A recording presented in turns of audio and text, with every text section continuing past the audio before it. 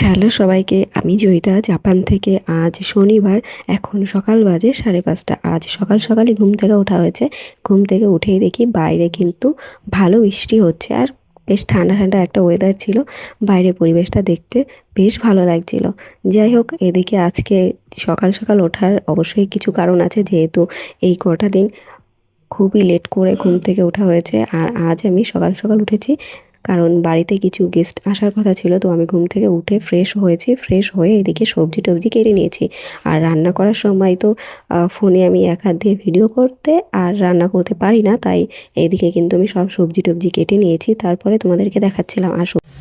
আজকে শনিবার যেহেতু, তাই আজকে বাড়িতে নিরামিষই খাওয়া হয়। নিরামিষে আজকে রান্না করেছিলাম টক ডাল, বেগুন ভাজা আর একটা নিরামিষ তরকারি। আর নিরামিষ তরকারির মধ্যে অনেক রকমই সবজি ছিল, এই যেমন ধরো কুমড়ো, আলু, বেগুন, ডাঁটা, পেঁপে, আরও দু একটা সবজি ছিল, যদিও এখন আমার নাম মনে পড়ছে না, ভুলে গেছি। আমি ভিডিওটা এডিট করছি, এখন বাজে প্রায় 7:30। এখন ভিডিওটা এডিট করছি। আর সকালে রান্না আর কী কী সবজি ছিল আমার অত মনে নেই। তো যাই হোক, রান্না বান্না করার পরে কিন্তু আমি এদিকে স্নান টান করে রেডি হয়ে গেছিলাম, যেহেতু দিদিরা বলেছিল যে 10টার মধ্যে চলে আসবে। তার জন্য কিন্তু আমি রান্নাবান্না তাড়াতাড়ি করেই কমপ্লিট করে নিচ্ছিলাম। আর রান্নার ফাঁকে ফাঁকে আমি একটু কাজও করে নিচ্ছিলাম, যে কাজগুলো আমার বাকি ছিল সেগুলো কিন্তু কমপ্লিট করে নেওয়ার চেষ্টা করছিলাম। আর এদিকে কিন্তু আমার ডাল সিদ্ধটা প্রায় হয়ে গেছে। ডাল সিদ্ধটা করে নিয়ে আমি কিন্তু এদিকে ভাত বেড়ে নিয়েছি। ভাত বেড়ে খাওয়াও শুরু করে দিয়েছি। আর ডালটাও কিন্তু হয়ে গেছিলো, তার মধ্যে আমার হাজব্যান্ড নামিয়ে নিয়েছিল।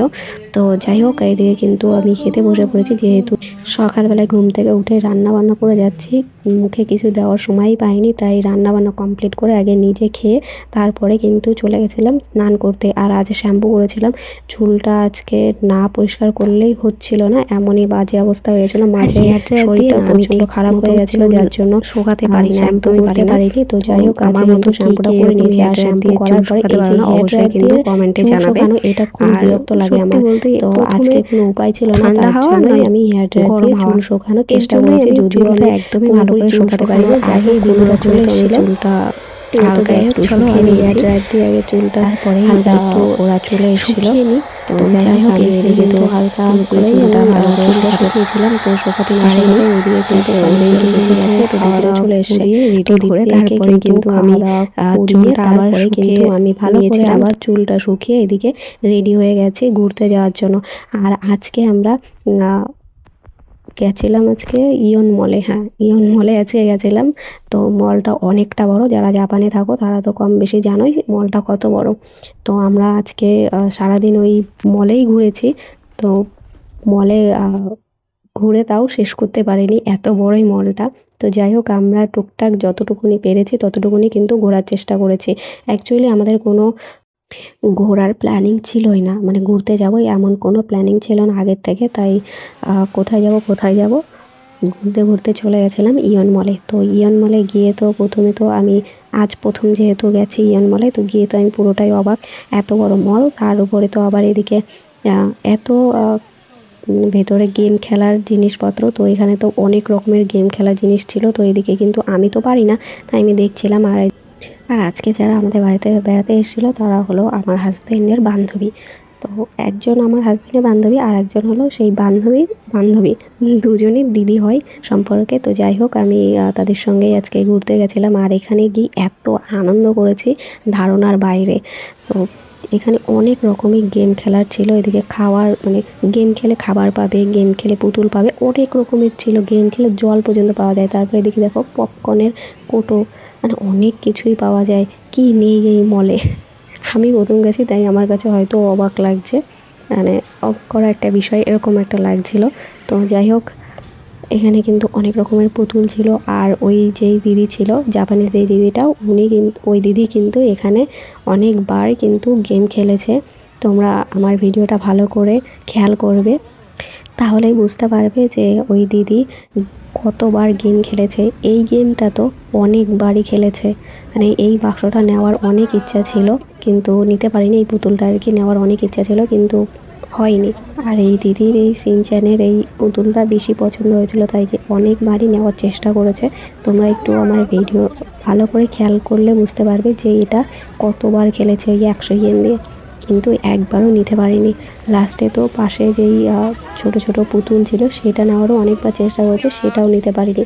এইগুলো এমনভাবে তৈরি করা থাকে যাতে মানুষ সহজে নিতে না পারে, এইভাবেই তৈরি করা থাকে। তো যাই হোক, আমি তো এইদিকে এইগুলো দেখতে দেখতে বোর হয়ে যাচ্ছিলাম, তাই আশেপাশেও একটু ঘুরছিলাম।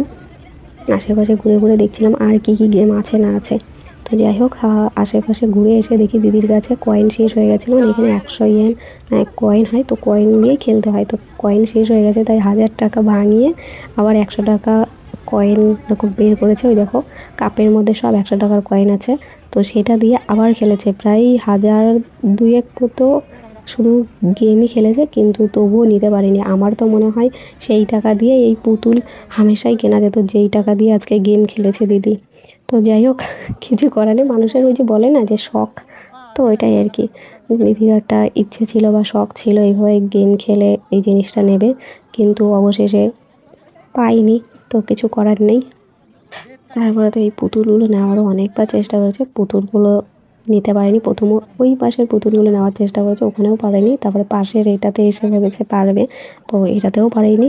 তো যাই হোক, অবশেষে আমাদের পুতুল মানে গেম খেলে কিছুই অর্জন করতে পারেনি। তো অবশেষে আমাদের খালি হাতেই ফিরতে হয়েছে, মানে গেম খেলে কিছু পাইনি, এই আর কি। তারপরে ওখান থেকে কিন্তু আমরা অনেক মজা করেছি আর অনেক কিছুই মানে ঘুরে ঘুরে দেখেছি। আর এখানে না মানে সব জায়গায় ভিডিও অ্যালাউ নেই, তাই আমরা কিন্তু সব জায়গায় ভিডিও করতে পারিনি।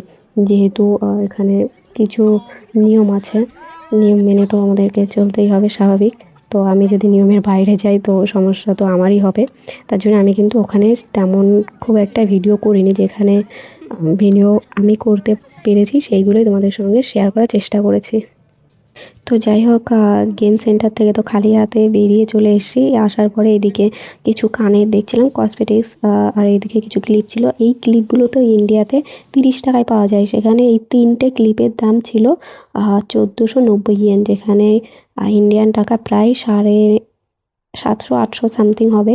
আর ওই কানেরটার দামও খুব বেশি ছিল, কানেরটার দাম ছিল 1400 ইয়েন, মানে 1490 ইয়েন। মানে এত দাম এখানে, মানে প্রচুর দাম।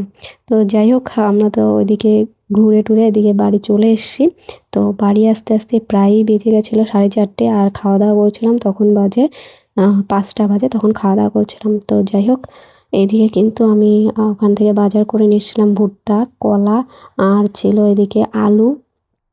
আর এটা কুমড়োর মতনই অনেকটা দেখতে, তো খেতেও অনেকটা ওরকমই, কাঁচা কুমড়ো যেরকম হয় না, মিষ্টি কুমড়ো কাঁচা যেরকম হয় কুচিটা, ঠিক ওই রকমই খেতে। আর সঙ্গে ছিল পুঁই শাক, আর এইদিকে ছিল পুডিং, আর এইটা কি আমি ঠিক জানি না। তো যাই হোক, এইগুলো কিন্তু বাজার করে নিয়ে এসেছি। তো বাজার করে বাড়ি এসে ফ্রেশ ট্রেশ হয়ে খাওয়া দাওয়া তো কমপ্লিট করেছি। কমপ্লিট করার পরে এইদিকে আমার হাজব্যান্ড আবার এই টিস্যু এইগুলো বের করছিল, যে ওর কাছে কত ফ্রিতে পাওয়া টিস্যু আছে সেইগুলোই কিন্তু বের করেছিল। আর অনেক নোংরা হয়ে গেছিলো, তো সেটাও কিন্তু আমি পরিষ্কার করে নিয়েছি। আর এই কটা টিস্যু ছিল, তো সেইগুলোই তোমাদেরকে দেখালাম।